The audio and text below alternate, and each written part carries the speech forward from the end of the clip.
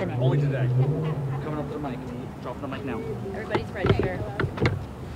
All right, good morning. So this morning about 9:03, obviously JSO responded to a call of a bank robbery in progress. We then got another call of a potential individual who was shot in the lobby of that bank. Patrol officers responded. Immediately we were able to identify some activity inside that they believed to be a bank robbery in progress. Notified their watch commander, who in turn notified the SWAT command staff and the dispatch, our dispatch process to get our SWAT negotiators at the scene. SWAT negotiators arrived at the scene, and obviously that information the patrol had determined to be accurate when they arrived at the scene. That it was in fact an individual. There was in fact an individual in the bank, armed with a gun, with at the time we believed to be potentially somewhere between 10 and 13 hostages inside the bank. We were able to establish some initial communications with the suspect. We were able to talk to the suspect a little bit. He made different demands about requesting family members to be at the scene, that type of thing. He did, through negotiations, again, this was a really long incident, but he did, through negotiations, release a couple of the hostages. But he also continued to threaten people inside the bank. He threatened to kill hostages multiple times. We had verifiable information that he was actually putting the gun to the back of the hostage's head at a couple points. Based on that, those threats and that activity escalated through this event, became more and more intense through this event. Reviewing that, the SWAT command staff obviously made the determination that at the next opportunity that they would make entry into the bank to rescue the hostages. There was an opportunity that presented itself not long ago where two people were hiding inside the bank, unknown to the hostage taker. Those two people took an opportunity to attempt to flee the bank. When they did that, it distracted the hostage taker. And at that point, the SWAT team took that opportunity to make entry into the bank, placed themselves between the hostage taker and the hostages, in essence rescuing those hostages. Upon seeing the SWAT team, the suspect surrendered inside the facility.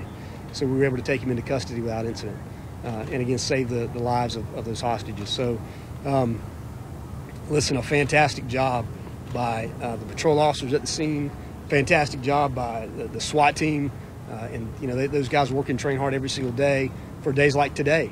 And it paid off today. We were able not only to resolve it, but resolve it peacefully, through some really professional expertise, again, to be able to make the right decision at the right time and be able to execute that, and again, take this individual into custody and rescue the hostages. So I want to, obviously publicly thank them for that. So, John, you got to say a few words?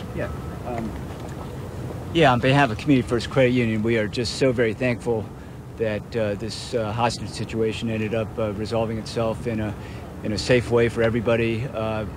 Clearly our hearts and prayers are with the families and the membership who were involved in this.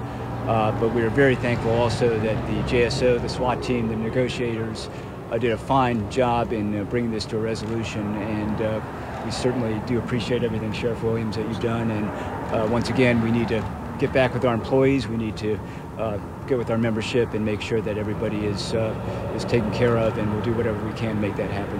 Sir, you're the owner of the bank? I'm the CEO and president. And if you could state your first and last name and the spelling of it. Yeah, it's John Hirabayashi. The spelling of your last John Hirabayashi. Extremely relieved in this moment. Yes, absolutely. We have heard, sir, that there was a dog with the suspect. Is that confirmed? He did come in with the dog, and the dog is safe right now. So we were able to retrieve the dog successfully too, and he is unharmed, and I believe in the care of animal control at this time. So let me wrap up one last thing. So the investigation now is beginning. Lots of questions still left to be answered. We know this individual now to be DeAndre Schumann, we believe, black male suspect, late 20s, early 30s, still trying to verify his date of birth. We will get that information to you through the PIOs. He currently is looking at charges potentially of bank robbery. Again, things that we have to verify still. But in addition to that, armed kidnapping, aggravated assault, multiple cases of those, obviously because of his interaction with those hostages inside the bank. Can you spell his name? Do you have a spelling? You're watching the news at noon on Channel 4, the local station. A-N-D-R-E, Schumann. Sheriff Williams, so when he went into the bank, he stated that he was robbing the bank. That's part of the investigation. So he did at one point ask for some money. So we still, again, have to verify a lot of this information. But clearly, once inside the bank, taking the bank over, threatening the employees, and making demands of, law enforcement employees during his time inside the bank. Sheriff Williams, was he an employee of the bank? He was not an employee of the bank. Did he have a white vehicle that he drove up to the... He did come up in a vehicle. I'm not aware of the, I don't know the color. But yes, he did. My understanding is he came up in the vehicle. Again, still part of the investigation. Has he ever been at this bank before? I have no idea. Was that vehicle stolen? I don't know. Do not know Sheriff, how are this the time. hostages doing at this point?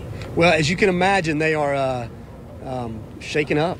I mean, you had employees inside the bank that just came to work, and were victimized by this individual. You also had people just going to the bank at 9 o'clock on a Thursday morning who were victimized by this individual. So, they've got, again, a legitimate reason to be shaken up, and they are. They are all very cooperative with us, obviously, and we obviously pray for their recovery. Two more questions. Can you confirm the gun's loaded? Is the gun loaded? I have not confirmed any of that yet. What's the condition of Robert right now?